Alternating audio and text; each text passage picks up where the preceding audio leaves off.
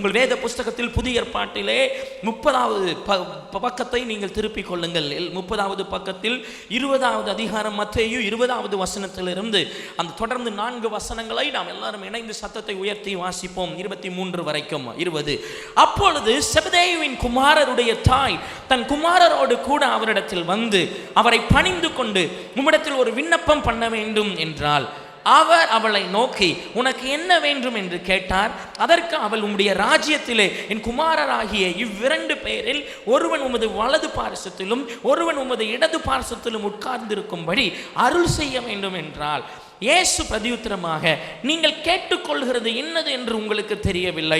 நான் குடிக்கும் பாத்திரத்தில் நீங்கள் குடிக்கவும் நான் பெரும் ஸ்நானத்தை நீங்கள் பெறவும் உங்களால் கூடுமா என்றார். அதற்கு அவர்கள் கூடும் என்றார்கள். அவர் அவர்களை நோக்கி, என் பாத்திரத்தில் நீங்கள் குடிப்பீர்கள், நான் பெரும் ஸ்நானத்தை நீங்கள் பெறுவீர்கள். ஆனாலும் எனது வலது பார்சத்திலும் எனது இடது பார்சத்திலும் உட்கார்ந்திருக்கும்படி என் பிதாவினால் எவர்களுக்கு ஆயத்தம் பண்ணப்பட்டிருக்கிறதோ அவர்களுக்கே அல்லாமல் மற்றொருவருக்கும் அதை அருளுவது என் காரியம் அல்ல என்றார். கண்களை மூடி நாம் ஜெபிப்போம். அன்பு தெய்வமே, பரலோக பிதாவே, உம்முடைய காரியங்கள், உம்முடைய விதங்கள், நீர் நடத்தும் வழிகளை நாங்கள் அறிந்து கொள்ள எங்களுக்கு போதிக்கிறவரே, இந்த நேரத்தில் உடைய சமூகத்திலே உடைய வார்த்தைகளை கேட்க நாங்கள் கூடி வந்திருக்கிறோம். நீர் எங்களோடு பேசுவீராக. எங்களுடைய செவிகள், எங்களுடைய இருதயங்கள் கர்த்தருடைய வார்த்தைக்கு திறந்திருக்கப்படட்டும். யாரும் நீர் சொல்லுகிற பலிபீடத்தின் வார்த்தைகளுக்கு, நீர் காட்டுகிற பாதைகளை கேட்காதபடிக்கு, ஹல்லேலூயா ஹல்லேலூயா, ஸ்தோத்திரம் ஸ்தோத்திரம் ஸ்தோத்திரம், குறைவு வைக்காதபடிக்கு முழுமையாய் உடைய வார்த்தைகள் நல்ல நிலத்திலே விதைக்கப்பட்டது போல எங்களுடைய இருதயங்களிலே விதைக்கப்படுவதாக நாங்கள் ஜெபிக்கிறோம். என்னை நான் முழுவதுமாய் தாழ்த்துகிறேன். உம்முடைய கிருபையும் ஹல்லேலூயா உம்முடைய அபிஷேகம் உம்முடைய வார்த்தையும் உண்டாவதாக என்று நாங்கள் ஜெபிக்கிறோம். உம்முடைய கரங்களில் ஒப்புக் கொடுக்கிறோம். இப்ப இயேசுவின் நாமத்தில் ஜெபிக்கிறோம் நல்ல பிதாவே, ஆமென். ஹல்லேலூயா. கர்த்தர் உங்களை ஆசீர்வதிப்பாராக. நீங்கள் அமர்ந்து கொள்ளுங்கள். மத்தேயு 20வது அதிகாரத்தில் நாம் வாசித்த வசனங்களில் விசேஷமாய் 23வது வசனத்தில் இந்த பகுதி இப்படியாக சொல்லுகிறது. ஆனாலும் என் வலது பார்சத்திலும் என் இடது பார்சத்திலும் உட்கார்ந்திருக்கும்படி என் பிதாவினால் எவர்களுக்கு ஆயத்தம் பண்ணப்பட்டிருக்கிறதோ அவர்களுக்கே அல்லாமல் மற்றொருவருக்கும் அதை அருளுவது என் காரியம் அல்ல என்றார். கர்த்தருடைய நாமம் மகிமைப்படட்டும். கர்த்தராகிய இயேசு கிறிஸ்துவிடத்திலே செபதேயுவின் குமாரர்களாகிய யாக்கோபும் யோவான் அவர்களுடைய தாயார் இயேசுவை பார்த்து கேட்கிற ஒரு கேள்வியை இந்த வசனத்திலே நாம் வாசித்தோம். அவர்கள் கேட்கிறார்கள், இயேசுவே, நீர் பரலோகத்துக்கு எடுத்துக்கொள்ளப்பட்ட பிறகு என்னுடைய 2 பிள்ளைகளும், இந்த 2 குமாரர்களும் உம்முடைய வலது பார்சத்தில் ஒருவரும் உமது இடது பார்சத்திலே ஒருவரும் அமர்ந்து கொள்ளும்படியாக நீர் எங்களுக்கு உத்தரவு கொடுக்க வேண்டும் என்று கேட்டாள். இந்த வசனத்தை நீங்கள் இந்த காரியத்தை பார்க்கும் பொழுது, இந்த யாக்கோபும் யோவானும் இயேசு கிறிஸ்துவுக்கு மிகவும் நெருங்கினவர்கள். இயேசு கிறிஸ்து எங்கே போனாலும் பேதுரு, யாக்கோபு, யோவான் அவர்கள் 3 பேரையும் அழைத்து சென்றார். விசேஷமாய் தங்களுடைய தகப்பனுடைய மீன் பிடிக்கிற வலையை சரி செய்து கொண்டிருக்கும் பொழுது செபதேயுவின் குமாரர்களை நோக்கி இயேசு கிறிஸ்து என்னை பின்தொடர்ந்து வாருங்கள் என்று சொன்ன பொழுது இந்த 2 வாலிபர்களும், இந்த 2 சீஷர்களும் அப்படியே தன்னுடைய தகப்பனையும் தங்களுடைய படகையும் தங்களுடைய வலைகளையும் விட்டு அவர்கள் இயேசுவை பின்தொடர்ந்தார்கள். இயேசுவை பின்தொடர்ந்து மாத்திரமல்லாமல் அவர்கள் இயேசுவுக்கு மிகவும் நெருங்கினவர்களாக இருந்தபடியினால் இவருடைய தாயார் வழக்கம் போல எல்லாருடைய தாயாரை போல தங்களுடைய பிள்ளைகள் எப்படி இருந்தாலும் அவர்கள் நன்றாக இருக்க வேண்டும், ஆசீர்வாதமாக இருக்க வேண்டும் என்கிற எண்ணத்தோடு இயேசுவிடத்தில் அவர்கள் கேட்டார்கள், எப்படியாவது ஒரு குமாரன் உம்முடைய வலது பார்சத்திலும் எப்படியாவது ஒரு குமாரன் உம்முடைய இடது பார்சத்திலும் இருந்தால் சந்தோஷமாக இருக்கும் என்று அவரிடத்தில் பெர்மிஷன் கேட்டார்கள். அப்பொழுது இயேசு அவர்களை பார்த்து சொல்லுகிறார், நான் குடிக்கும் பாத்திரத்திலே, அதாவது நான் படப்போகிற பாடுகள், நான் போகிற பாதைகளில் எல்லாம் உங்களால் வர முடியுமா என்று கேட்டதுக்கு அவர்களும் எங்களால் முடியும் என்று சொல்லுகிறார்கள். பின்னும் இயேசு கிறிஸ்து அவர்களை பார்த்து சொல்லுகிறார், நீங்கள் நான் போகிற பாதையிலெல்லாம் படுகிற பாதைகளிலெல்லாம் நீங்கள் சந்திப்பீர்கள், நீங்கள் அந்த பாதையிலே வருவீர்கள். ஆனால் பரலோகத்திலே எனக்கு வலது பார்சத்திலே உட்காருகிறதற்கும் எனது இடது பார்சத்திலே உட்காருகிறதற்கும் பிதாவானவர் யாரை தெரிந்தெடுத்திருக்கிறாரோ யார் அவர் ஸ்தோத்திரம் சொல்லி இருக்கிறாரோ பாருங்க, அந்த வசனத்தில் சொல்லப்பட்டு இருக்கிறது, என் பிதாவினால் எவர்களுக்கு ஆயத்தம் பண்ணப்பட்டிருக்கிறதோ அவர்களை அல்லாமல் மற்றொருவருக்கும் அதை அருளுவது என் காரியம் அல்ல என்று இயேசு கிறிஸ்து சொல்லுகிறார். எல்லாரும் அந்த வார்த்தையை சொல்லுங்க, என் காரியம் அல்ல. நம்முடைய வாழ்க்கையில அநேக காரியங்கள் நாம் செய்யக்கூடியவைகள் அல்ல. நம்முடைய வாழ்க்கையிலே அநேக காரியங்கள் நாம் செய்ய வேண்டியவைகள், செய்யக்கூடியவைகள் அல்ல. பரலோகமும் வேத சத்தியமும் நாம் அநேக காரியங்களை செய்யாதபடிக்கு அதை தடை செய்கிறது, அதற்கு அனுமதி கொடுக்கவில்லை. இங்கே ஒரு பெண், ஒரு தாயாருடைய விருப்பம் தன்னுடைய பிள்ளைகள் இயேசுவின் வலது பார்சத்திலும் இடது பார்சத்திலும் உட்கார வேண்டும் என்று. ஆனால் இயேசு கிறிஸ்துவை அவர்கள் கன்வின்ஸ் பண்ண முயற்சி செய்யும் பொழுது இயேசு கிறிஸ்து சொல்லுகிறார், அது என் காரியம் அல்ல, it's not up to me, நான் அதை செய்ய முடியாது.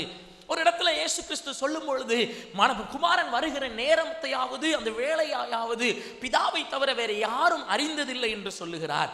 தேவனாகிய கர்த்தரே செய்ய வேண்டிய ஒரு சில காரியங்கள் இருக்கிறது. இதை வேற யாரும் செய்ய முடியாது, மனிதன் செய்ய முடியாது, நீங்கள் உங்களுடைய திறமையினால் செய்ய முடியாது, உங்களுடைய வாக்கினால் நீங்கள் செய்ய முடியாது, உங்களுடைய அனுபவத்தினால் செய்ய முடியாது, உங்களுடைய உயர்ந்த உங்களுடைய உயர்ந்த மனிதர்களோடு உங்களுக்கு இருக்கிற பழக்க வழக்கத்தினால் உங்களால் செய்ய முடியாத காரியங்கள் என்று வேதத்திலே ஒரு சில காரியங்கள் சொல்லப்பட்டு இருக்கிறது. இன்று நாம் அவைகளை குறித்து நாம் அறிந்து கொள்ள போகிறோம். தேவன் மட்டும் செய்ய வேண்டியவைகள். எல்லாரும் சொல்லுங்க, என்ன வார்த்தை அது? தேவன் மட்டும் செய்ய வேண்டியவைகள். உங்கள் வாழ்க்கையிலே நீங்கள் எதை செய்யக்கூடாது, எதை செய்யலாம் என்று நீங்கள் அறிந்திருக்கிறீர்களா? உங்களுடைய பிள்ளைகளுக்கு நீங்கள் கற்றுக் கொடுக்கும் பொழுது நீங்கள் சொல்லுவீர்கள், இதையெல்லாம் நீ செய்யலாம், ஆனால் இதை நீ செய்யக்கூடாது, இதை நான் தான் செய்வேன் என்று ஒரு தாயாக, ஒரு தகப்பனாக உங்களுடைய பிள்ளைகளுக்கு நீங்கள் கற்றுக் கொடுப்பீர்கள் என்றால் அதெல்லாம் பெரிய காரியங்கள், பெரிய வீட்டு சமாச்சாரம், பெரிய காரியங்கள். உங்களுடைய பிள்ளைகளுக்கு பெண் தேடுகிறது, உங்களுடைய பிள்ளைகளுக்கு மாப்பிள்ளை தேடுகிறது, அது பெரியவர்களுடைய சமாச்சாரம். பெரிய பிள்ளைகள், பெரியவங்க அதை செய்ய வேண்டும். உங்களுடைய கனவு, உங்களுடைய பிள்ளைகளுக்கு எந்த மருமகள் சரியா இருப்பாரு, உங்களுடைய மகளுக்கு எந்த மாப்பிள்ளை சரியா இருக்கும், அவங்க உங்க பிள்ளைகள் என்ன ஒரு சஜஷனை உங்கள்கிட்ட கொண்டு வந்து நிறுத்தினாலும் அந்த முடிவை எடுக்க வேண்டியது நீங்கள் எது சரி, அந்த குடும்பம் சரி என்று நீங்கள் தான் அந்த முடிவை எடுப்பீர்கள். அதே போலத்தான் நம்மளுடைய வாழ்க்கையிலும் ஒரு சில காரியங்கள் நாம் செய்ய வேண்டும் என்கிறது கர்த்தர் விரும்புகிறதில்லை. நீங்கள் நமக்கு தேவையில்லாத காரியங்களை நீங்கள் செய்யும் பொழுது அங்கே கர்த்தர் செயல்பட முடியாதபடிக்கு நாம் அவர்களை தடுக்கிறோம். மிஞ்சி போய் தேவன் நமக்கு உதவ முடியாதபடிக்கு நாம் தடுக்கிறோம். ஒரு சில காரியங்கள் தேவன் மாத்திரம் தான் செய்ய வேண்டும். எல்லாரும் பக்கத்தில் உங்களை பார்த்து சொல்லுங்க, ஒரு சில காரியங்கள் தேவனாகிய கர்த்தர் மாத்திரம் தான் செய்ய வேண்டும். அப்படி சொல்லுங்க, ஒரு சில காரியங்கள் தேவனாகிய கர்த்தர் மாத்திரம் தான் செய்ய வேண்டும். ஃபுல்லா சொல்லி முடிச்சீங்களா? ஒரு சில காரியங்கள் தேவனாகிய கர்த்தர் மாத்திரம் தான் செய்ய வேண்டும். எவை அவை?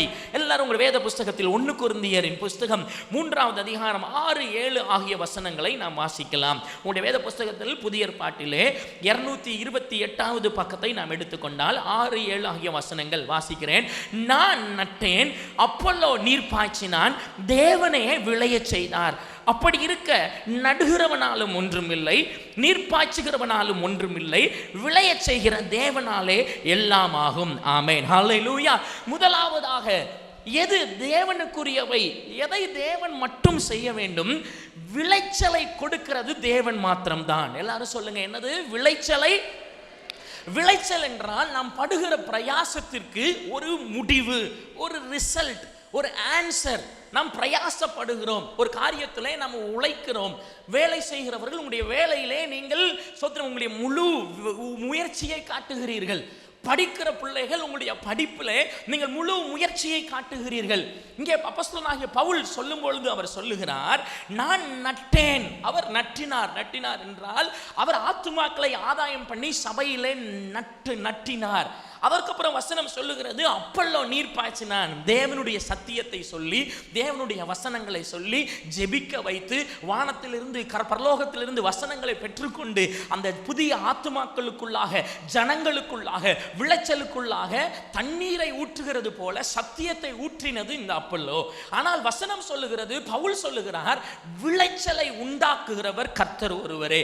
தேவனாகிய கர்த்தர் கர்த்தர் ஒருவரே விளைச்சலை கொடுக்கிறார். விளைச்சல் உண்டாகிறது கர்த்தரால் என்று வரும்பொழுது இப்போ ஒரு கேள்வி நமக்குள்ளே எழுகிறது. என்ன கேள்வி எழுகிறது? விளைச்சல் உண்டாக்குற தேவனாகிய கர்த்தருடைய செயல் பெரியதா, இல்லை என்றால் நட்டுகிற தண்ணீர் ஊற்றுகிற நம்முடைய செயல் பெரியதா? இங்கேதான் நம்ம அநேகர் தவறாய் கணக்கெடுகிறோம். நாம் நினைக்கிறோம், நான் இதில் அதிகமாய் பிரயாசப்படுகிறேன், என் பிள்ளையை வளர்க்க நான் நிறைய பிரயாசப்படுகிறேன், என் வேலையிலே நிறைய சம்பாத்தியம் பெறுகிறதற்கும் நல்ல உயர்நிலையை அடைகிறதுக்கும் நான் நல்லா முயற்சி செய்கிறேன், அதனால எனக்கு ஆசீர்வாதம் வந்து தான் ஆக வேண்டும் என்று நாம் நினைப்பது அது சத்தியத்தின் வழி அல்ல. வேதம் என்ன சொல்லுகிறது? நம்முடைய பிரயாசங்களை பார்க்கிலும் விளைச்சலை கொடுக்கிற தேவனாகிய கர்த்தர் தான் அவர் பெரியவர். ஹல்லேலூயா. ஞாயிற்றுக்கிழமை பிரயாசப்படுங்க. சோதரம் பிரயாசப்படுறேன், நான் ஞாயிற்றுக்கிழமை கூட பிரயாசப்படுறேன் அப்படின்னு சொல்லி வேலைக்கு போகிறவங்க, படிப்புக்கு போகிறவங்க, கர்த்தருக்கு முதலிடம் கொடுக்காதவர்கள், உங்களுடைய விளைச்சல் எப்படி இருக்கும் என்று நீங்களே உங்களை யூகித்து யோசித்து பாருங்கள். விளைய செய்கிறவர் கர்த்தர், நல்ல மார்க்கை தருகிறவர் கர்த்தர், நல்ல ஆசீர்வாதங்களை தருகிறவர் கர்த்தர், குடும்பத்திற்கு நன்மையை தருகிறவர் கர்த்தர், குடும்பத்திற்கு சோத்திரம் நல்ல மணமகனையோ நல்ல மணமகளையோ கொடுக்கிறவர் கர்த்தர். நம்முடைய பிரயாசம் விருதா, ஆனால் அவருடைய ஆசீர்வாதங்களோ அது நித்திய நித்திய காலங்களாய் நம்மோடு கூட இருக்கிறது. வேதத்திலே அதான் வசனம் சொல்லப்படுகிறது, குதிரை யுத்த நாளுக்கு ஆயத்தப்படும், ஜெயமோ கர்த்தரால் வரும். அல்லேலூயா சொல்லுவோமா? அல்லேலூயா. நீங்கள் என்ன அறிந்திருக்க வேண்டும்? விளைச்சலை கொடுக்கிறவர் கர்த்தர். உங்கள் குடும்பத்திலே நீங்கள் செய்ய நினைக்கிற காரியம், நீங்கள் முயற்சி எடுக்கிறது, நீங்கள் போராடுகிறது, நான் எப்படியாவது இதை சேர்த்து வைக்க வேண்டும், என் குடும்பத்திற்காக இந்த பிசினஸை நான் எப்படியாவது செய்து, இந்த ஊழிய வேலையை நான் எப்படியாவது செய்து, இந்த தொழிலை எப்படியாவது செய்து என் குடும்பத்தை நான் வளர்த்த வேண்டும். நீங்கள் நினைக்கிற நினைப்பு நல்லதுதான், அது தவறு இல்லை. ஆனால் நீங்கள் தெரிந்து கொள்ள வேண்டும், நாம் என்னதான் நம்முடைய வாழ்க்கையை முன்னேற்றி கொண்டு வர முயற்சி செய்தாலும் அதோடைய ரிசல்ட் இயேசுவிடத்தில் தான் இருக்கிறது. ஹல்லேலூயா. அதற்காகத்தான் நீங்களும் நானும் இந்த ஞாயிற்றுக்கிழமை கர்த்தரை நோக்கி பார்க்க வந்திருக்கிறோம். ஹல்லேலூயா. இயேசுவை நம்ம எதற்கு பார்க்க வந்திருக்கிறோம்? இந்த நாளில் நீங்கள் எதற்கு சபைக்கு வாரீங்க? திங்கட்கிழமைக்கு முதல் வெள்ளிக்கிழமை வரை, ஒரு சில நேரங்களில் திங்கட்கிழமையிலிருந்து சனிக்கிழமை வரை இந்த உலகத்திலே நீங்கள் செய்த ஒவ்வொரு வேலைக்கு தக்கதான விளைச்சல், ஆசீர்வாதம் இன்றுதான் தேவனாகிய கர்த்தர் உங்களுக்கு சாங்ஷன் பண்ணி கொடுக்கிறார். ஹல்லேலூயா. எத்தனை பேர் அதை பெற்றுக்கொள்ள விரும்புறீங்க? கரங்களை தட்டி, என்னுடைய எல்லா வேலைகளுக்கும், நான் நட்டின வேலை செய்த எல்லா காரியங்களுக்கும் கர்த்தர் விளைச்சலை கொடுக்கிறது இந்த நாள். ஹல்லேலூயா. வசனம் சொல்லுகிறது, விளைச்சலை கொடுக்கிறவர் தேவன் ஒருவரே, அவர்தான் மனிதனுக்கு பலனை கொடுக்கிறவர். வசனம் சொல்லுகிறது, அவனவனுக்கு கொடுக்கும் பலன், அவனவனுக்குரிய பலன் என்னோட கூட வருகிறது, இதோ சீக்கிரமாய் வருகிறேன். அப்ப பலனை கொடுக்கிறவர் யார்? உன் சோத்திரம், நீங்கள் எதிர்பார்த்து கொண்டிருக்கிற நன்மைகள் பெறுகிறதற்கு அநேக வழிகள் உண்டு. ஒரு சில நேரங்களில் வேலை கிடைக்கிறதற்கு பயங்கர உலக பிரகாரமாய் முயற்சிக்கிறவர்கள் உண்டு. வேலை கிடைக்கிறதற்கு, ஒரு வேலை கிடைக்கணும், அதற்காக எந்த வழி போனாலும் பரவாயில்ல, எந்த ஒரு தெய்வத்தை கும்பிட்டாலும் பரவாயில்ல, ஏதாவது ஒரு கடவுள் எனக்கு பதில் செல்ல மாட்டார்களா என்று உள்ள சோத்திரம் வித்தியாசமா முயற்சி செய்து கொண்டிருக்கிறவர்கள், எனக்கு எப்படியாவது கவர்மெண்ட் வேலை கிடைக்காதா என்று தலைகீழ நின்று படிக்கிறவர்கள். உங்களுக்கு நான் ஒரு வழியை சொல்லுகிறேன், நீங்கள் பல இடங்களுக்கு சென்று திரிந்து உலக பிரகாரமாய் நீங்கள் எதை முயற்சி எடுத்தாலும் ஆன்சர், ரிசல்ட், விளைச்சல் இயேசுவிடத்தில் மாத்திரம் தான் இருக்கிறது. ஹல்லேலூயா. இயேசுவை ஒருவன் ஒதுக்கினான் என்றால் அவனுக்கு ஆசீர்வாதமான விளைச்சல் கிடைக்கிறதில்லை. ஆசீர்வாதமான விளைச்சல் கிடைக்கிறதில்லை. சோத்திரம் நல்லா வளர்ந்திருக்கிறது போல தோன்றும், மரம் நல்லா வளர்ந்திருக்கிறது போல தோன்றும், ஆனால் கனிகள் இருக்காது. மரம் வளர்ந்திருக்கும், நல்லா படிச்சு படிச்சு படிச்சு படிச்சு உங்க பிள்ளைகள் நல்ல மரத்தை போல வளர்ந்திருப்பார்கள். கேட்டா அந்த டிகிரி வைத்திருக்கிறேன், இந்த டிகிரி வைத்திருக்கிறேன், அந்த பிரான்ச் இருக்குது, இந்த பிரான்ச் இருக்கு, பெரிய மரமா என் பிள்ளைய உருவாக்கி இருக்கிறேன். நீங்க உங்க பிள்ளைய பெரிய மரமா உருவாக்கி இருந்தும் உங்களுடைய பிள்ளைகள் கனி தரவில்லை என்றால் என்ன பிரயோஜனம்? ஆனால் இயேசு கிறிஸ்துவை உடையவர்கள் அவங்க பெரிய மரமா இருக்கணும்னு கூட அவசியம் இல்லை, சின்ன செடியா இருந்தாலும் ஆச்சரியப்படத்தக்கதான விளைச்சல்கள் அவர்கள் மூலமாய் உண்டாகும். ஹல்லேலூயா. நீங்க பார்த்துருக்கிறீங்களா? ஒரு சிலர் பயங்கரமா படிச்சு பயங்கர ஞானியாகி பகலா வேலை பார்த்து ஆனா வீட்டில் சமாதானம் இருக்காது, பணம் இருக்கும் சமாதானம் இருக்காது. ஒரு சிலர் கொஞ்சோண்டு சம்பாதிப்பாங்க, சோத்திரம் திங்கள் டு சனிக்கிழமை வெள்ளிக்கிழமை வரைக்கும் சம்பாதிப்பாங்க, ஞாயிற்றுக்கிழமை சபையிலேயே இருப்பாங்க, ஜோம் பண்ணுவாங்க, கர்த்தரை ஆராதிப்பாங்க, இயேசுவை நம்பிட்டு இருப்பாங்க. அவங்க கையில் 10 ரூபா இருந்தாலும் அந்த 10 ரூபாவில் குடும்பம் செழிப்பாக வாழும். ஹல்லேலூயா. பணத்தை வைத்தவங்களுடைய செழிப்பு அல்ல, தேவன் தரும் ஆசீர்வாதம் வித்தியாசமானது. தேவன் தரும் விளைச்சல் வித்தியாசமானது. 5 அப்போ 2 மீன் உங்கள் வாழ்க்கையில் இருந்தாலும் பரவாயில்ல, அதை 5000 நாட்களுக்கு வச்சு சாப்பிடக்கூடிய ஆசீர்வாதத்தை இயேசுவால் தர முடியும். ஹல்லேலூயா. நீங்கள் பெரியதாக எனக்கு ஆசீர்வாதம் வேணும், நான் அதை பிடிக்கணும் இதை பிடிக்கணும், நான் உயர அவ்வளோ கலெக்ட் பண்ணி வைக்கணும்னு நினைக்காதீங்க. பெரிய சம்பாத்தியத்தை நான் வாங்கி வைக்கணும்னு நினைக்காதீங்க. நிலநலமாக வாங்கி நான் குமிக்கணும்னு நினைக்காதீங்க. உங்களுக்கு ஏற்றவைகளை கர்த்தர் விளைய செய்ய வேண்டும் என்றால், இன்று நீங்கள் அவருடைய பாதத்தை பிடித்தீர்கள் என்றால் விளைய செய்கிறவர் கர்த்தர். ஹல்லேலூயா, ஹல்லேலூயா. அதான் வசனம் சொல்லுகிறது, மரியாளோ தன்னை விட்டு எடுப்பட அதன் நல்ல பங்கை தெரிந்து கொண்டாள். அவளுக்குள்ள விளைச்சல் நல்லா இருந்தது, அவருடைய மனம் நல்லா இருந்தது. மகனே மகளே, நீங்கள் எவ்வளவோ சம்பாதிச்சு, ஐயாமார்கள் பெரியவர்கள் பெற்றோர்கள் நீங்கள் பயங்கரமாக சம்பாதிச்சு உங்கள் பிள்ளைகளை ஹல்லேலூயா நல்லா அவங்க உங்களை பார்த்து பெருமைப்படணும், உங்கள் பிள்ளைகள் உங்களை குறித்து சந்தோஷப்படணும், நீங்கள் பெரிய ஆளாக உங்களை காட்டுறதை விட உங்களுக்குள்ளா இயேசு இருக்கிறார் என்று உங்களுடைய பிள்ளைகளுக்கு காட்டி கொடுங்க. உங்கள் குடும்பமே விளைச்சலில் இருக்கும், உங்கள் குடும்பமே ஆசீர்வாதத்தில் இருக்கணும், உங்கள் குடும்பமே நிறைவாக இருக்கும், உங்கள் குடும்பம் செழிப்பாக இருக்கும். ஆமென், ஹல்லேலூயா. தேவனே செய்ய வேண்டியது விளைய செய்யணும், விளைச்சல் உண்டாகணும். குழந்தை பிறக்கலையா, சோத்திரம், அந்த டாக்டர்கிட்ட இந்த டாக்டர்கிட்ட போகிறத விட கதை சோத்திரம் தேவவசனம் சொல்லுகிறது, பிள்ளைகள் கர்த்தரால் வரும் சுதந்திரம். ஆமென், ஹல்லேலூயா. எல்லாரும் கரங்களை உயர்த்தி ஆண்டவருக்கு நேராக கையை உயர்த்தி சொல்லுங்களேன், ஆண்டவரே நீர் தான் எங்களை ஆசீர்வதிக்க முடியும். நாங்கள் பிரயாசப்படலாம், நாங்கள் முயற்சி செய்யலாம், ஆனால் விளைய செய்கிறவர் நீர் தான் ஆண்டவரே. நீர்தான் விளைய செய்கிறவர், நீங்க தான் எனக்கு பலன் தருகிறவர். ஹல்லேலூயா. எத்தனை பேர் சொன்னீங்க ஹல்லேலூயா, ஹல்லேலூயா, ஹல்லேலூயா, ஹல்லேலூயா. அந்த விளைச்சலை உண்டாக்குகிறது இயேசு கிறிஸ்து ஒருவர். அந்த ரிசல்ட் இயேசு தான் கொடுக்க முடியும். அதான் வாலிபர்களுக்கு சொல்லுகிறேன், நீங்க வேலை தேடுறீங்க, சரிதான். நீங்க வேலையை புது வேலையை ட்ரை பண்றீங்க, முயற்சி செய்றீங்க, நல்ல ஒரு வேலையில போய் செட்டில் ஆகணும்னு நினைக்கிறீங்க. ஆனால் எல்லாம் சரி, ஆனால் இயேசுவை மட்டும் விட்டு விடாதீங்க. இயேசுவை விட்டு விட்டால் வேலை இருக்கும், பணமும் இருக்கும், ஆனால் ஆசீர்வாதம் இருக்காது. கர்த்தருடைய ஆசீர்வாதமே ஐஸ்வர்யத்தை தரும், அதனோட அவர் வேதனையை கூட்டார். வாலிபர்களே, சிறு பிள்ளைகளே, அவருடைய பெற்றோர்களே, உங்களுடைய பிள்ளைக்கு நீங்க படிச்சு கொடுங்க. பணத்தை வச்சு வாழ்க்கை இல்லை, இயேசுடைய ஆசீர்வாதம் தான் பிரதானம் என்று படித்து கொடுங்கள். தடுமாறாதீங்க. இப்போ உள்ள காலங்களிலே விசுவாசிகள் தடுமாறுகிறார்கள். அவங்களுக்குள்ள பயம் வருது. என்ன பயம் தெரியுமா? ஐயோ நான் சம்பாதிக்காம போயிட்டேன்னா, ஐயோ என் பிள்ளைகள் முன்னேறாம போயிருச்சுன்னா, என் பிள்ளைகள் சம்பாதிக்காம போயிட்டாங்கன்னா, பணம் இல்லாம கஷ்டப்பட்டுட்டா. தடுமாறாதீங்க. உங்களை அழைத்தவர் உண்மை உள்ளவர், மரண பரியந்தம் அவர் உங்களை நடத்த வல்லவராயிருக்கிறார். ஹல்லேலூயா. பணத்தை காட்டி உங்க பிள்ளைகளை இயேசுவிடத்திலிருந்து பிரித்து விடாதீங்க. முதல்ல உங்க பிள்ளைகள் இயேசுவை தேடட்டும். அதான் வசனம் சொல்லுகிறது, நன்மையும் கிருபையும் அவனை தொடரும். எல்லாரும் சொல்லுங்க, நன்மையும் கிருபையும் அவனை. நீங்க ஆசீர்வாதமா இருக்கணும். நன்மைனா என்ன? நல்ல விஷயம், நன்மைகள், நல்ல காரியங்கள் உங்களை தொடரணும். நல்ல காரியங்கள் மட்டும் தொடர்ந்தா போதுமா? இயேசு என் மேல வச்சிருக்கிற இரக்கமும் தொடரணும்னு நினைக்கிறீங்களா? இயேசுவின் இரக்கமும் உங்களை தொடரும். எப்பொழுது தெரியுமா? முதலாவது நீங்கள் தேவனுடைய ராஜ்யத்தையும் தேடும் பொழுது, இப்போ இவைகள் எல்லாம் உங்களுக்கு. முதலாவது எதை நாடணும்? தேவனையும் அவருடைய ராஜ்யத்தையும். கர்த்தரை தேடி பாருங்க, எல்லாம் உங்களுக்கு பின்னாடி வரும். நட்டினவனாலும் ஒன்றும் இல்லை, தண்ணீர் பாய்ச்சுகிறவனாலும் ஒன்றும் இல்லை. எத்தனையோ மரங்களை நட்டுறாங்க, எல்லா மரமும் பயங்கர செழிப்பா வருதா? நிறைய நேரங்கள் நல்ல தண்ணி ஊற்றிக்கிட்டே தான் இருக்கிறோம், அது வளர்ந்த மாதிரியே இல்லை, அதில் ஆசீர்வாதம் வந்த மாதிரியே இல்லை. திரும்ப இதில் நான் பணம் போட்டுட்டே இருக்கிறேன், இந்த பிஸ்னஸில் பணம் போட்டுட்டே இருக்கிறேன், திரும்ப என் பிள்ளை படிப்புக்கு நான் இன்வெஸ்ட் பண்ணிட்டே இருக்கிறேன், ஒரு நல்லது நடக்கலையே நினைக்கிறீங்களா? நல்லது இயேசுவிடத்தில் இருக்கிறது. ஹல்லேலூயா. சும்மா ஆண்டவரை டைம் பாஸுக்கு ஆராதிக்க வராதீங்க, ஆண்டவரிடத்தில் நன்மையை பெற்றுக்கொண்டு போக வாருங்கள். ஹல்லேலூயா, ஹல்லேலூயா, ஹல்லேலூயா.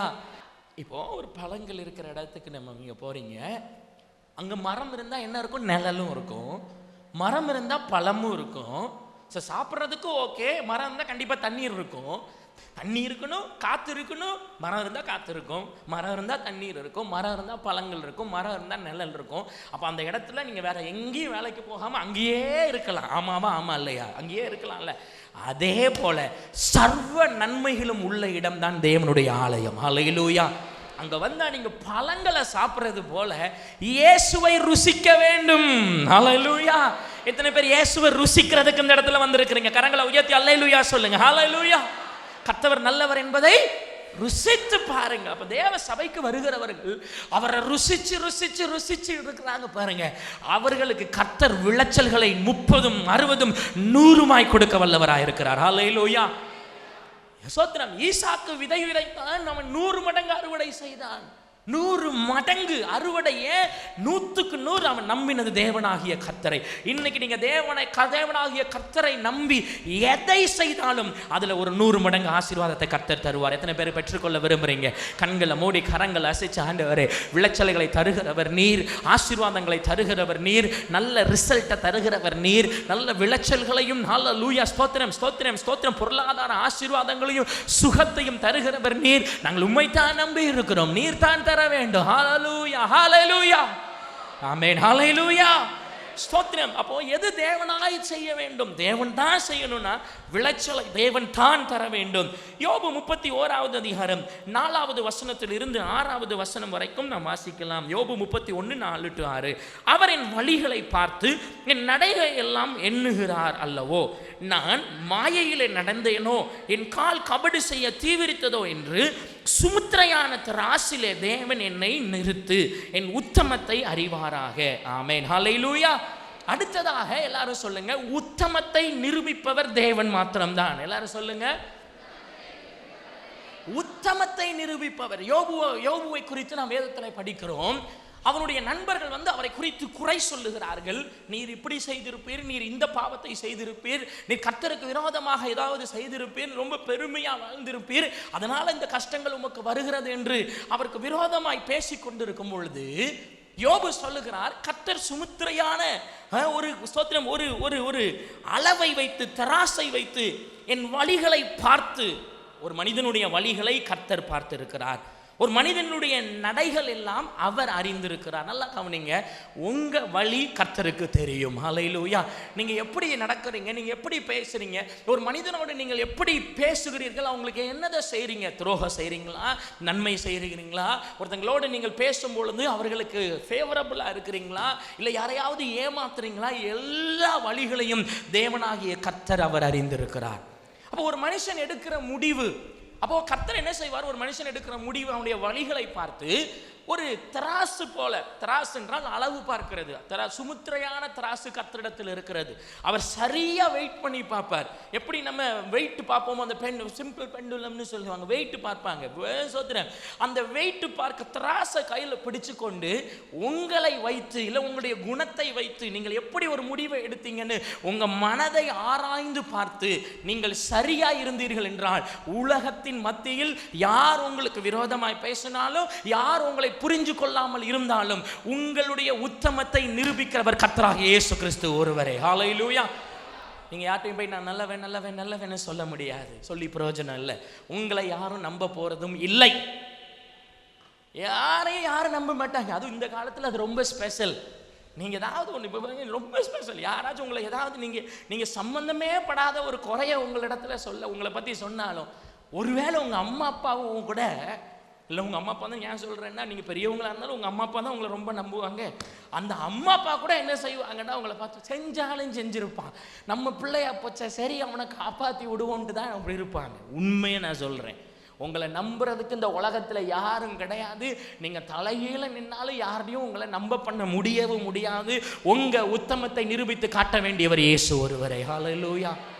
அவர் தான் காட்டணும். அப்போ மனுஷனுக்காக வாழாதீங்க. மனிதன் உங்களை பெருமைப்படுத்துவான், மனுஷனுக்கு முன்பாக உங்களை நல்லவனா காட்டணும். மனுஷன் பார்க்குறாங்க, ஒருத்தங்க பார்க்குறாங்க, ஐயோ இவங்க முன்னாடி நம்ம தப்பு செய்யாதவங்களை போல நடிக்கணும், அதை கையும் கர்த்தர் பார்ப்பார். உங்களை பார்த்து சொல்லுங்க, உங்க வழிகளை கர்த்தர் அறிந்திருக்கிறார். நீங்க செய்யறது ஆண்டவருக்கு தெரியும். சொல்லுங்க ஆமென். உண்மை உள்ளவனுக்கு உத்தமனுக்கு கர்த்தர் துணை. அப்படியே சொல்லுங்க ஆமென். ஹல்லேலூயா. ஆமென். இங்க இருக்கிறவங்களை நான் லஞ்சமே வாங்க மாட்டேன் பாஸ்டர் சொல்றவங்களா ஹல்லேலூயா சொல்லுங்க. ஆமாம், பேங்க்ல வேலை பார்த்தாலும் சரி, ஸ்கூல்ல வேலை பார்த்தாலும் சரி, ஸ்தோத்திரம். உண்மையுள்ள ஒரு மனிதனுடைய வழிகள் உண்மையா இருந்ததுன்னா அவருடைய எதிரிகள் கூட அவர்களிடத்துல சமாதானமாய் போக வைப்பார் கர்த்தர். ஹல்லேலூயா. இதுல அர்த்தம் என்ன? உங்க வழியை இயேசுவுக்கு முன்பாக மாத்திரம் உத்தமமா நடந்து காட்டிட்டீங்கன்னா நீங்க ஒரு நாளும் தீமையிலே அகப்படுவதில்லை. ஹல்லேலூயா. உங்களுக்கு கெட்டது நடக்காது. எத்தனை பேர் உங்களுக்கு விரோதமாக எழும். நீங்கள் போய் யாரையும் ஐஸ் வைக்கணும்னு இல்லை.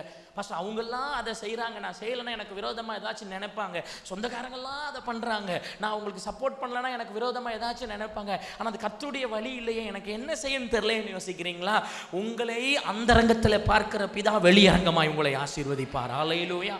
நீங்க உண்மையா இருங்க, நீங்க உண்மையா இருங்க, நீங்க நல்லா இருங்க. உங்க மனசுக்கு நீங்க சரியா இருங்க. உங்க மனசுக்குன்னு சொல்லாதீங்க, அது பொய் மனசு. எதுக்கு சரியா இருக்கணும்? இந்த பாருங்க, சத்திய வேதத்திற்கு சரியா நடங்க. ஹல்லேலூயா. உங்க மனசுக்கு நான் சரியா இருக்கேன், என் மனசுக்கு நான் நல்ல பையனா இருக்கிறேன் அப்படி சொல்லாதீங்க, அது தப்பு. எல்லாரும் சொல்லுங்க, பக்கத்துல பார்த்து உங்க மனசுக்கு நல்லவங்களா இருக்கிறது அது தரம் கிடையாது அப்படி சொல்லுங்க. அது 100க்கு 100 தரம் கிடையாது, அது கொஞ்சம் தான். நீங்க சத்தியத்திற்கு நல்லவங்களா நடக்கணும். ஹல்லேலூயா. ஆமாம், நான் என் மனசுக்கு நல்லவனாக இருக்கணும்னு நினச்சேன்னா தான் பாதி பேர், பாஸ்டர் இன்னைக்கு எனக்கு ரொம்ப கஷ்டமாக இருக்குது பாஸ்டர், ரொம்ப வாலிபர்கள் ரொம்ப டயர்டாக இருக்குது, நான் வீட்டுக்கு போகலாமா அப்படின்னு கேட்டால் நான் என் மனசுக்கு பாவம் போயிட்டு வாங்க அப்படின்றவேன். சோத்திரமான சத்தியங்கிறது வேற, சத்தியங்கிறது வேற, தியாகங்கிறது வேற. ரெண்டாவதாக கர்த்தரே செய்ய வேண்டியது என்ன? உங்களுடைய உத்தமத்தை தேவன் நிரூபிக்க வேண்டும். யோபுவுக்கு அந்த நிலைமை வந்தது. அவன் சொல்லி பார்த்தான், போராடி பார்த்தான், எல்லாம் செய்து பார்த்தான். ஆனால் கடைசியில் கர்த்தரே இறங்கி வந்து அவருடைய உத்தமத்தை அவனுடைய நண்பர்களுக்கு முன்பாக அவர் நிரூபித்த பொழுது அங்கே பெருமையா சந்தோஷமா கர்த்தருக்கு முன்பாக ஹல்லேலூயா தைரியமா நிற்கக்கூடிய ஒரு நிலை அவனுக்கு உண்டானது. அதே நிலையை கர்த்தர் உங்களுக்கு தருவார். எத்தனை மனிதர்கள் உங்களுக்கு விரோதமாய் பேசினாலும், எத்தனை உறவினர்கள் சொந்தக்காரங்க ஹல்லேலூயா ஸ்தோத்திரம் உங்களை குறைத்து பேசினாலும், நீங்க அங்க போய் பேசி போராடி முயற்சி செய்யாதீங்க. யோபு சொன்னது போல, நான் என் வாயை அடைத்துக் கொள்கிறேன். நீங்க எப்போ அமைதியா இருந்து பழகுறீங்களோ அந்த நேரத்தில் உங்களுடைய உத்தமத்தை நிரூபிக்கிற கர்த்தருடைய வார்த்தை பரலோகத்திலிருந்து உங்களுக்காக இறங்கி வரும். ஆமென் சொல்லுவோமா? ஆமென். ஹல்லேலூயா. 2 வசனத்தை வாசிக்கிறேன், இந்த வார்த்தைகளை கவனியுங்கள். இங்கே சொல்லப்பட்டிருக்கிறது, என் நியாயத்தை அவருக்கு முன்பாக வரிசையாய் வைத்து. யோபு சொல்லுகிறார், நான் வசனத்தை சொல்லலை, அதனால நிமிர்ந்து கவனிங்க.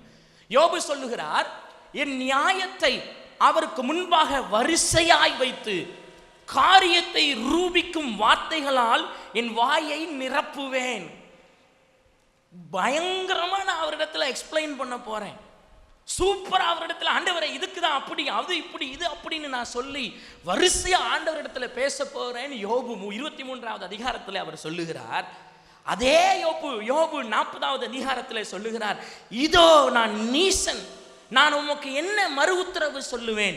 என் கையினால் என் வாயை பொத்திக் கொள்கிறேன். எல்லாரும் சொல்லுங்க, 23 நாளில் சாதிக்க நினைத்தவர் 40 நாளில் சோத்திரம் ஒத்துக்கொண்டார். சொல்ல முடிஞ்சா சொல்லுங்க. 23 நாள், அது என்னது? யோபு 23 நாள்னா 23 டேஸ் இல்லை, 23 சொல்லுங்க. 23 4வது வசனத்தில் சாதிக்க நினைத்த யோபு 40வது அதிகாரம் 4வது வசனத்தில் வாயை பொத்தி கொண்டார். அப்படி சொல்லுங்க. என்ன செஞ்சாரு? ஆமா, அப்புறம் தான் தேவனாகிய கர்த்தர் அவருக்காய் பேசினார். நீங்க எப்போ உங்க நியாயத்தை நிரூபிக்காம, சண்டை போடாம, நிறைய நேரங்களில் நீங்க நியாயத்தை நிரூபிக்கும் போது பேசுகிற காரியமே, நியாயத்தை நிரூபிக்க நீங்க பேசுவீங்கல்ல, அந்த பேசுகிற காரியமே உங்களுக்கு குற்றமாய் கருதப்படும். கர்த்தருக்கு அது பிடிக்காது. நீங்க நியாயத்தை நிரூபிக்கிறது தேவனுக்கு பிரியமல்ல. நியாயத்தை, நான் எப்படிப்பட்டவன் தெரியுமா? நீங்க பேசும்போது தெரியாம நீங்கள் தவறாய் பேசுகிற அந்த வார்த்தையிலே நீங்கள் பிடிபடுவீர்கள். நீங்க நிறைய நல்லதான் சொல்லுவீங்க, நான் செஞ்சது கரெக்ட் தான் அப்படின்னு உங்க கணவன்கிட்ட நீங்க பேசுவீங்க. ஆனால் நீங்க அப்படி பேசும்பொழுது தவறான வார்த்தை விட்டு, இல்லைன்னா தவறான முறையில நீங்கள் பேசுகிறதுனால் கர்த்தர் உங்களுக்காய் வாதாட முடியாமல் நீங்கள் அவரை தடை செய்கிறீர்கள். எத்தனை பேருக்கு நான் சொல்றது புரியுது? ஹல்லேலூயா. உங்களிடத்துக்கு கோவொர்க்கர்ஸ், உங்களோட வேலை பார்க்குறவங்கள்ட்ட போய் உங்கள்கிட்ட நியாயம் இருக்கும், 100க்கு 100 நீங்கள் சரியாக நடந்திருப்பீங்க. ஆனால் அவங்கள்ட்ட போய் சாதிக்க நினைச்சு, இல்லை நான் இப்படிதான் ரொம்ப ஓவரா பேசி உங்க பேச்சில் கர்த்தர் வருத்தப்படாதபடிக்கு ஜாக்கிரதையா இருங்க. ஆமென். ஹல்லேலூயா. அதான் தாவீது சொல்லுகிறார், உன் நீதியை வெளிச்சத்தை போலவும் உன் நியாயத்தை பட்டப்பகலை போலவும் விளங்க பண்ணுவார். எத்தனை பேர் அந்த தெய்வத்தை நீங்கள் துதிக்க வந்திருக்கிறீங்க? ஹல்லேலூயா, ஹல்லேலூயா. 1 கொரிந்தியர் 11வது அதிகாரத்தின் 16வது வசனத்தில் இப்படியாக ஒரு வசனம் இருக்கிறது, நான் வாசிக்கிறேன். நீங்க 1 கொரிந்தியர் 11வது அதிகாரம் 16வது வசனம். ஆகிலும் ஒருவன் வாக்குவாதம் செய்ய மனதாயிருந்தால் எங்களுக்கும் தேவனுடைய சபைகளுக்கும் அப்படிப்பட்ட வழக்கம் இல்லை என்று அறிய கடவன். எத்தனை பேர் இந்த வசனத்தை ஒத்துக்கொண்டு நான் இனிமே அப்படிதான் இருப்பேன்னு சொல்றவங்க கரங்களை உயர்த்தி அல்லேலூயா சொல்லுங்க. அல்லேலூயா. சபைக்கும் தேவனுடைய பிள்ளைகளுக்கும் வழக்காடுகிறதற்கும் அது நமக்கு வழக்கம் இல்லை. எல்லாரும் சத்தமா சொல்லுங்க, என்ன இல்லை? அது இது எங்க பிசினஸ் இல்லை, பேசுறதுக்கு எங்க பிசினஸ் இல்லை, நான் போய் வாதாடுறது எங்க வேலை இல்லை, சபை போய் ரோட்ல போய் உட்கார்ந்து முழக்கமிடுவது அது எங்க வழக்கம் இல்லை. எங்களுடைய வழக்கம் எல்லாம் மீட்பெரும் இரட்சகருமாகிய இயேசு கிறிஸ்துவின் பாதத்தில் அமர்ந்து எங்களுடைய ராஜா எங்களுக்காக யுத்தம் செய்ய காத்திருப்பது. அல்லேலூயா சொல்லுங்க. அல்லேலூயா. ஒருவன் வாக்குவாதம் செய்ய மனதா இருந்தால், யாராவது உங்கள்கிட்ட வாக்குவாதம் பண்ண ஆரம்பிக்கிறாங்களா, அமைதியா விட்டுருங்க. அல்லேலூயா. இந்த வாரத்தில் இந்த சோதனை வந்தா நான் ஜெயிப்பேன்னு சொல்றவங்க அல்லேலூயா சொல்லுங்க. அல்லேலூயா. ஜெயிப்பீங்களா? யாராவது உங்கள்கிட்ட இல்லை அப்படி அப்படி அப்படி நாங்கள் நீங்கள் உடனே அமைதியாக இருந்துருங்க. உங்கள் நியாயத்தை பட்ட பகலை போல ஒரு நாள் தேவனாகிய கர்த்தர் வெளிச்சம் காட்டுவார். அல்லேலூயா. அப்போ உத்தமத்தை நிரூபிக்கிறவர் தேவன் மாத்திரம்தான். உங்களுடைய நல்ல தன்மை, நீங்கள் நல்லவங்க, நீங்கள் வேலை பார்க்குற இடத்துல நீங்கள் தான் சரி, நான் நல்லா பண்ணுறேன் பாரு, மற்றவங்களாம் தவறு செய்கிறாங்க, ஏமாத்துறாங்க, கொஞ்சம் கொஞ்சம் வேலை தான் செய்கிறாங்க, ஏமாத்திட்டு போயிடுறாங்க. நான் உண்மையாக வேலை செய்கிறேன், ஆனால் எனக்கு ப்ரொமோஷன் கிடைக்கல. நான் உண்மையாக அந்த இடத்துல சோத்திரம் காலை முதல் இரவு வரை எக்ஸ்ட்ரா டைம் பண்ணி நான் நிறைய வேலை செய்கிறேன், ஆனால் அவங்களாம் அப்படி இல்லாமல் ஸ்மார்ட்டாக நடந்து கொள்கிறாங்கன்னு நினைக்காதீங்க. அது ஸ்மார்ட்னஸ் முக்கியம் இல்லை, உங்கள் ட்ரூத்ஃபுல்னஸ் ரொம்ப முக்கியம். அல்லேலூயா. ஆமாம், உங்கள் பிள்ளைகளை போய் ஸ்மார்ட்டாக நடந்துக்கோன்னு அப்படி பழக்காதீங்க. ட்ரூத்ஃபுல்லாக நட, நீ நல்ல திறமையாக நடங்க அப்படி சொல்லாதீங்க, உண்மையாக நடங்கன்னு உங்கள் பிள்ளைகளுக்கு கற்றுக் கொடுங்க. அல்லேலூயா. வாலிபர்களே உண்மையாக நடங்க. வேலைக்கு போயிட்டு இருக்கிறீங்களா, உங்க வேலையில உண்மையா இருங்க. உண்மைக்கு பதிலளிக்கிற கர்த்தர் அவர் அநியாயம் செய்கிறது இல்லை. ஹல்லேலூயா. சரி, அப்போ உங்களை உத்தமன்னு நிரூபிக்கிறது யார்? தேவனாகிய கர்த்தர். இன்னொரு வசனத்தை வாசிக்கலாம். யோவான் 5வது அதிகாரம் 22வது வசனம் இப்படியாக சொல்லுகிறது, அன்றையும் பிதாவை கனம் பண்ணுகிறது போல எல்லாரும் குமாரனையும் கனம் பண்ணும்படிக்கு பிதாவானவர் தாமே ஒருவருக்கும் நியாயம் தீர்ப்பு செய்யாமல் நியாய தீர்ப்பு செய்யும் அதிகாரம் முழுவதையும் குமாரனுக்கு ஒப்பு கொடுத்திருக்கிறார். எல்லாரும் சத்தமா சொல்லுங்க, நியாய தீர்ப்பு செய்வது தேவனுக்குரியது. இதுக்கு முன்னாடி சொன்ன நீங்க உத்தமன் நிரூபிக்கிறது, to show you are good, நான் நல்லவன் தானே அப்படின்னு உங்களை நிரூபிக்கிறது கர்த்தர் தான் நிரூபிப்பார். கர்த்தர் நிரூபிச்சிட்டார்.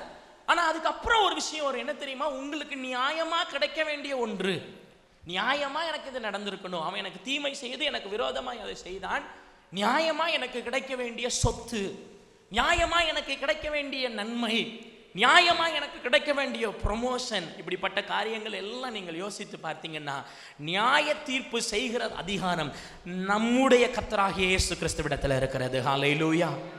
அந்த அதிகாரம் பிசாசின் கையில் கொடுக்கப்படவில்லை. அந்த அதிகாரம் எந்த ஒரு தேச தலைவரிடத்திலும் கொடுக்கப்படவில்லை. உங்களுடைய பாஸ் கையிலையும் கொடுக்கப்படவில்லை. கர்த்தர் அவர்களை பயன்படுத்துவார், தவறே இல்லை.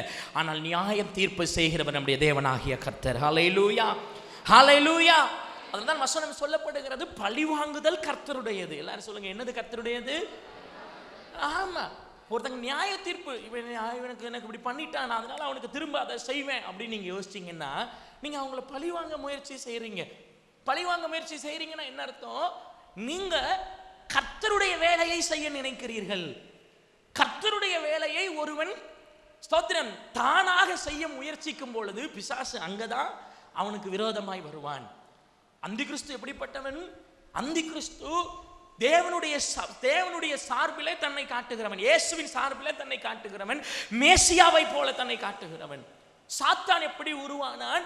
தேவனாகிய கர்த்தருடைய சிங்காசனத்தின் மேல் அவருடைய வேலையை செய்கிறதற்கு தன்னை ஆயத்தப்படுத்தி கொண்டு அவருடைய சிங்காசனத்திலே அமர முயற்சி செய்த தேவதூதனாய் இருந்த லூசிபர் தேவனால் தள்ளப்பட்டு சாத்தானாய் மாறினான். யாரெல்லாம் தேவனுடைய ரோலை பிளே பண்ண நினைக்கிறாங்களோ, யாரெல்லாம் கர்த்தரை போல அவரோடு செய்ய வேண்டியவைகளை தாங்கள் செய்ய நினைக்கிறார்களோ அவர்கள் சோதனைக்குள்ளாய் உட்படுத்தப்படுகிறார்கள். இன்னொரு பேர்ல அதுதான் அந்தி கிறிஸ்துவின் ஆவி. அவ பழி வாங்குதல் 100க்கு 100 நீங்க செஞ்சீங்கன்னா அது கர்த்தருக்கு விரோதமானது. எத்தனை பேர் பழி வாங்குதலுக்கு என் கையை விலக்கி காத்தரலும் என்று சொல்றவங்க கரங்களை உயர்த்துங்க. ஹல்லேலூயா. அது ரொம்ப கஷ்டம் தானே, ரொம்ப கஷ்டம் தானே. கவனமா இருந்துக்கணும். ஆமென். ஹல்லேலூயா. அதெல்லாம் நம்ம செய்ய முடியாது. ஆண்டவர் எப்படியாச்சும் நம்மளை காப்பாத்திரணும். ஹல்லேலூயா. அந்த தாவீதுக்கு நல்ல சந்தர்ப்பம் வந்தது. சவுலை கொலை செய்யும்படியாக, பழி வாங்கும்படியாக நல்ல சந்தர்ப்பம் வந்தது. ஆனால் அவனுடைய வஸ்திரத்தின் ஒரு பகுதியை வெட்டி எடுத்துக்கொண்டு, ஆனால் அவனை ஒன்றும் செய்யாமல், அபிஷேகம் பண்ணப்பட்டவன் மேல் ஒன்றும் செய்யாமல். நீங்க பாருங்க, ஒருத்தங்க உங்களுக்கு விரோதமா ஒன்றை செஞ்சிருப்பாங்க, கவனிங்க. ஒருத்தங்க உங்களுக்கு விரோதமா ஒன்றை பேசியிருப்பாங்க, ஏதோ ஒன்று செஞ்சிருப்பாங்க. அப்போ நீங்க அவங்களுக்கு ஏதோ ஒரு நடக்கணும்னு நீங்க நினைப்பீங்க. சரி, அவங்களுக்கு ஒரு தவறு ஏதாச்சும் நடக்கணும், இல்லை ஏதாச்சும் ஒரு சான்ஸ் கிடைச்சா அவங்க கஷ்டப்படணும்னு நினைப்பீங்க. அவங்க கஷ்டமே படக்கூடாதுன்னு நான் நினைப்பேன்னு சொல்றாங்க. யாராவது இங்க இருந்தீங்கன்னா சோத்திரம், உங்களுக்கு சாக்லேட் வாங்கி தரேன். அந்த அளவுக்கு மனசு அப்படி இருக்கும். அவங்களும் கஷ்டப்பட்டு ஆண்டவரே உங்களிடத்துல திரும்பி வரணும். ஆனா அவங்க ஒரு தவறு செய்யறாங்க, கர்த்தர் அவர்களை உணர்த்துறார். அவர் கர்த்தர் உணர்த்துறாருன்னு நமக்கு தெரியுமா? தெரியாது. திடீர்னு கர்த்தரிடத்துல அவங்க நல்லா அழுது மன்னிப்பு கேட்டுடுறாங்க. உங்களுக்கு தெரியுமா? நமக்கு தெரியாது. அவங்க வீட்டில் அவங்க ஓரமாக உட்காந்து அழுது ஆண்டவர்கிட்ட மன்னிப்பு கேட்டு ஆண்டவரும் அவங்களும் ஃப்ரெண்ட் ஆயிடுவாங்க. நல்லா கேட்டுக்கோங்க, தேவனாகிய கர்த்தர் நமக்கு எப்படி அப்பா போலையோ அதே மாதிரி தான் அவங்களுக்கும் தகப்பனை போல. பிள்ளைகளை மன்னிக்காத தகப்பன் இருக்கிறாரா? சத்தமா சொல்லுங்க. பிள்ளையை மன்னிக்காத தகப்பன் இருப்பாங்களா? இருக்க மாட்டாங்க. பிள்ளை என்ன தப்பு செஞ்சாலும், என் பிள்ளை காக்கைக்கும் தன் குஞ்சு, பொன் குஞ்சு தனக்கும் தன் பிள்ளை பார்த்தா ஆகா மின்னுகிறாய மகனே. சரி, அப்போ அப்படி பிள்ளைகளை மன்னிக்காத தகப்பன் இல்லை. யாராவது ஒரு தவறு செய்வார், ஆண்டவர்கிட்ட மன்னிப்பு கேட்டுருவாங்க. அவங்கள இயேசுவே மன்னித்ததுக்கு பிறகு நீங்க அவங்களுக்கு விரோதமா மனசுல ஒரு எண்ணத்தை யோசித்து வைத்திருந்தீர்கள் என்றால், நீங்கள் அந்த மனிதனை மாத்திரம் எதிர்க்கவில்லை, அவர்களை மன்னித்த இயேசுவையும் எதிர்க்கிறீங்க. அதுக்கு தான் கர்த்தர் நம்மை விலக்கி பாதுகாக்க வேண்டும். ஹல்லேலூயா, ஹல்லேலூயா. இந்த யாரையும் நியாயம் தீர்க்காதீங்க. நீ உருப்படவே மாட்டேன் சொல்லாதீங்க, நீ பரலோகத்துக்கு வரவே மாட்டேன்னு சொல்லாதீங்க. சோதரம், இந்த மாதிரி ஆட்கள்லாம் நல்லாவே இருக்க மாட்டாங்கன்னு சொல்லாதீங்க. ஒருவனை குறித்தும் நாம் தீர்ப்பு செய்ய வேண்டியதில்லை. மத்திய ஆகாயத்திலும் சரி, அப்புறம் 1000 வருஷத்திற்கு பிறகு இந்த பூமியிலும் சரி, அதற்கு முன்பாக பூமியிலும் சரி, இயேசு கிறிஸ்து ஒருவரே நியாயம் தீர்ப்பு செய்கிறவர். ஹல்லேலூயா, ஹல்லேலூயா. யாரையும் நியாயம் தீர்க்காதீங்க. உங்க மருமகளை நியாயம் தீர்க்காதீங்க, உங்க மருமகனை நியாயம் தீர்க்காதீங்க, உங்க உறவினர்களை நியாயம் தீர்க்காதீங்க, உங்க சொந்தக்காரங்களை நியாயம் தீர்த்து அவங்க அப்படி தப்பா சரியில்லைன்னு சொல்லாதீங்க. நீங்க நியாயம் தீர்த்து கர்த்தருடைய வேலையை செய்யாதபடிக்கு உங்க கர்த்தர் உங்களுக்காக என்ன செஞ்சாலும் அது கரெக்டா இருக்கும். ஹல்லேலூயா. எல்லாரும் கரங்களை வச்சு ஹல்லேலூயா சொல்லுங்க. ஹல்லேலூயா. எல்லாம் சொல்லுங்க. பழி வாங்குதல் கர்த்தருடையது. ஹல்லேலூயா. நியாய தீர்ப்பு செய்கிறவர் தேவனாகிய கர்த்தர் ஒருவரே. ஹல்லேலூயா. மத்தேயு 16வது அதிகாரம் 18வது வசனத்தை வாசித்து வசனம் இப்படியாக சொல்லுகிறது, மேலும் நான் உனக்கு சொல்லுகிறேன், நீ பேதுருவாயிருக்கிறாய், இந்த கல்லின் மேல் என் சபையை கட்டுவேன், பாதாளத்தின் வாசல்கள் அதை மேற்கொள்ளுவதில்லை. எல்லாரும் சொல்லுங்க, சபையை கட்டுகிறவர் தேவன் ஒருவரே. சொல்லுங்க. தேவனா செய்ய வேண்டிய ஒரு காரியம் என்னன்னா, ஒரு சபையை கட்டுகிறது. சபையை கட்டுகிறது கர்த்தர். இந்த சபைக்கு ஒருவரை அழைத்து வருகிறது நீங்க போல இருக்கலாம், ஆனால் அவர்களை கொண்டு வருகிறது தேவனாகிய கர்த்தர். ஒரு சபையில ஒருத்தங்களை நிலைக்க பண்ணுகிறது யார்? ஹல்லேலூயா சொல்லுங்க. ஹல்லேலூயா. ஒருத்தங்க மேல ஆண்டவர் பிரியம் வச்சுட்டாருன்னா அவர்களை சபையிலே கட்டுவார். ஹல்லேலூயா. பக்கத்தில் இருக்கிறவங்களை பக்கத்தில் இருக்கிறவங்களை பார்த்து சொல்லுங்க, கர்த்தர் உங்களை அவருடைய ஆலயத்திலே கட்டி இருக்கிறார்னு சொல்லுங்க. ஹல்லேலூயா. You have been built upon this rock. இந்த கல்லின் மேல் சபையை கட்டுவேன், பாதாளத்தின் வாசல்கள் அதை. சபையில கட்டப்பட்டு இருக்கிற உங்கள் ஒருவரையும் பாதாளத்தின் வாசல்கள் மேற்கொள்வதில்லை. ஆமென் சொல்லுறீங்களா? ஆமென். ஹல்லேலூயா. ஏன்னா நீங்க சபையில கட்டப்பட்டிருக்கிறீங்க, இந்த அஸ்திபாரமாகிய இயேசு கிறிஸ்துவின் மேல் கட்டப்பட்டு இருக்கிறீர்கள். இந்த மூளைக்கல்லாகிய இயேசு கிறிஸ்துவின் மேல் நீங்கள் கட்டப்பட்டு இருக்கிறீங்க. நீங்களா உங்களை கட்டல, இயேசுவா உங்களை கட்டி இருக்கிறார். ஹல்லேலூயா, ஹல்லேலூயா. பிசாசு உங்களை எந்த சூழ்நிலைமையிலும் தேவனுடைய சபையிலிருந்து கொண்டு செல்றதற்கு உங்க மனசையே ஆயத்தப்படுத்தி இருந்தாலும், உங்க மனசுக்கு நீங்க சொல்லி பழக வேண்டியது, இயேசு என்னை கட்டி இருக்கிறபடி நான் இந்த சபையில நான் இருக்கிறேன். He has been built me. ஹல்லேலூயா, ஹல்லேலூயா. உங்கள் மனதுக்கிட்ட பேச. எத்தனை பேர் என் மனசுகிட்ட நான் பேசியிருக்கிறேன்னு சொல்லுவாங்க? ஹல்லேலூயா சொல்லுங்க. மனசுகிட்ட பேசுவீங்களா?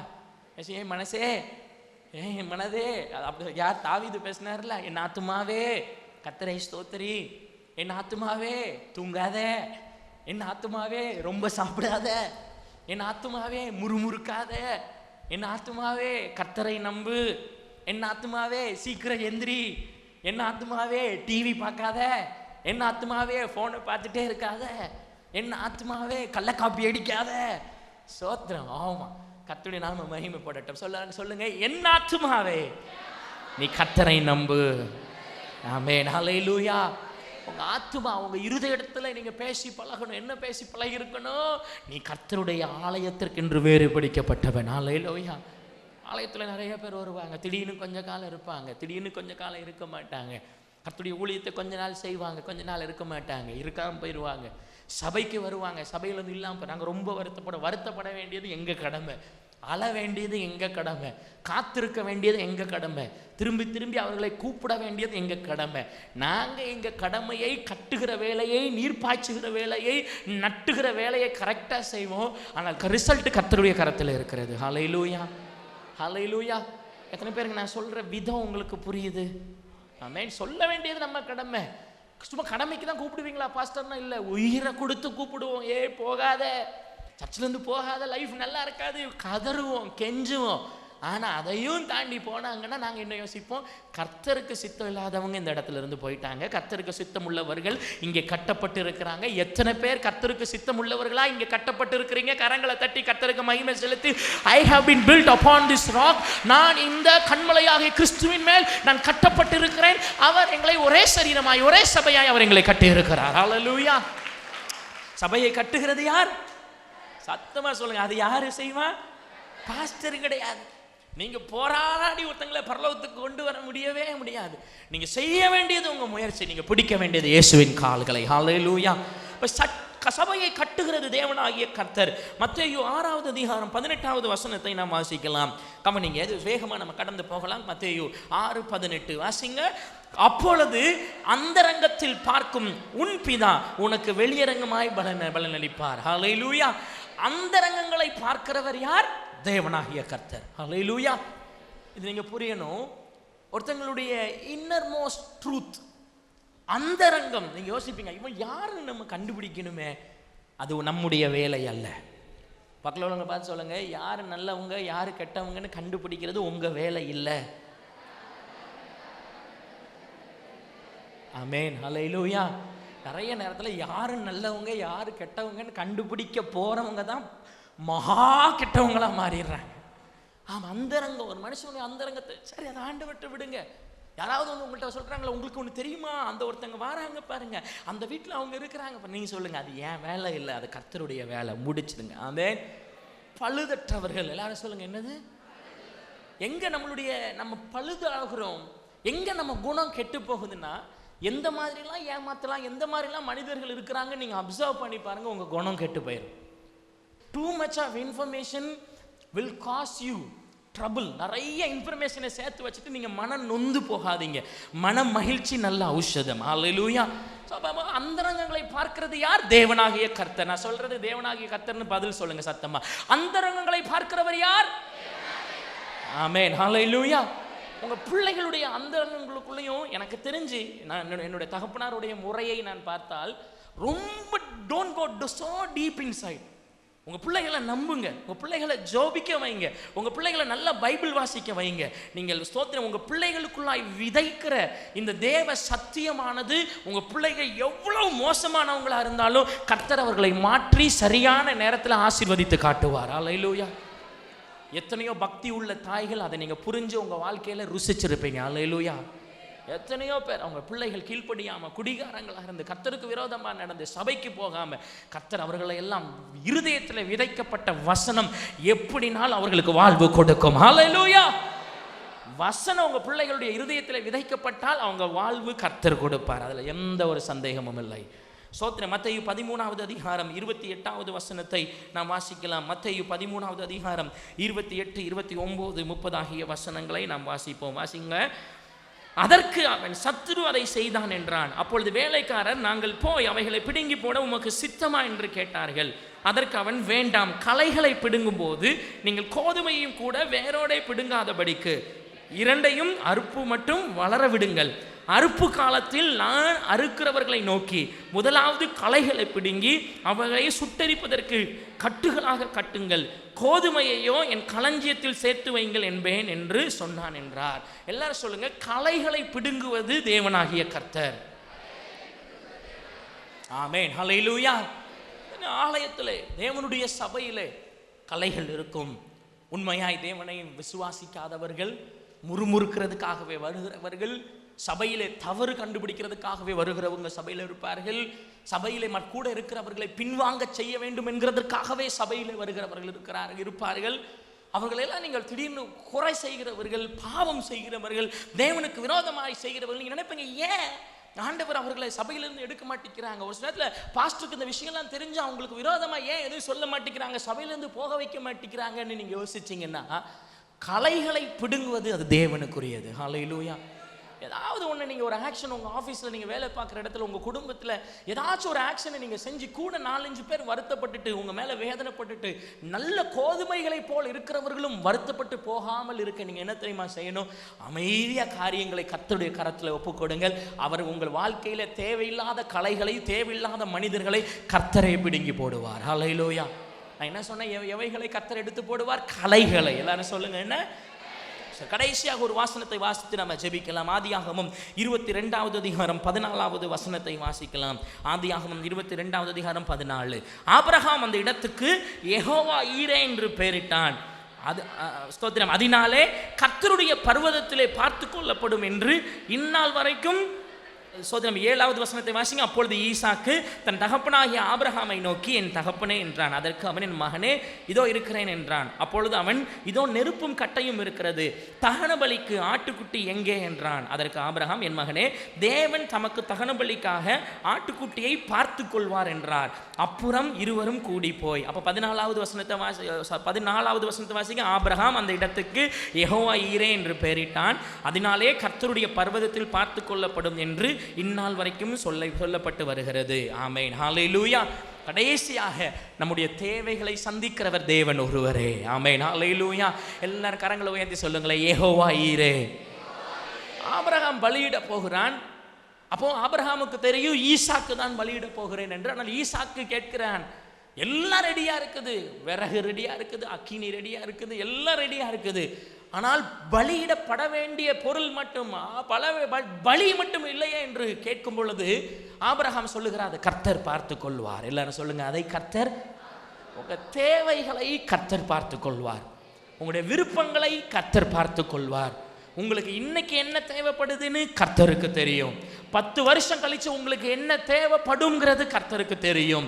யெகோவா ஈரே கர்த்தருடைய பர்வதத்தில் பார்த்து கொள்ளப்படும். உங்களுடைய தேவைகளை சந்திக்கிறவர் மனிதன் அல்ல, நீங்கள் நம்புகிறவர்கள் அல்ல, பேங்க் மேனேஜர் அல்ல, உங்க பிள்ளைகளோ உங்களை வளர்க்கிறவர்களோ அல்ல. உங்கள் தேவைகளை சந்திக்கக்கூடிய ஒரே தெய்வம் கர்த்தராகிய இயேசு கிறிஸ்து. ஹல்லேலூயா. சொல்லுங்க, என் தேவைகளை கர்த்தர் தான் பார்த்து கொள்கிறார். என் குடும்பத்துக்கு தேவையானகளை தேவரீர் நீர் பார்த்து கொள்கிறீர். எத்தனை பேர் சொல்றீங்க யெகோவா ஈரே? ஹல்லேலூயா. நான் சொன்ன இந்த 7 காரியங்களையும் உங்களுடைய மனதில் நினைத்துக் கொள்ளுங்கள். நான் வேகமாக அந்த 7 காரியங்களையும் சொல்லுகிறேன். நான் சொல்ல நீங்கள் தேவன் ஒருவரே சொல்லுங்க. விளைய செய்கிறவர், உத்தமத்தை நிரூபிக்கிறவர், ஸ்தோத்திரம், நியாய தீர்ப்பு செய்கிறவர், சபையை கட்டுகிறவர், அந்தரங்கங்களை பார்க்கிறவர், களைகளை பிடுங்குகிறவர், நம்முடைய தேவைகளை சந்திக்கிறவர்.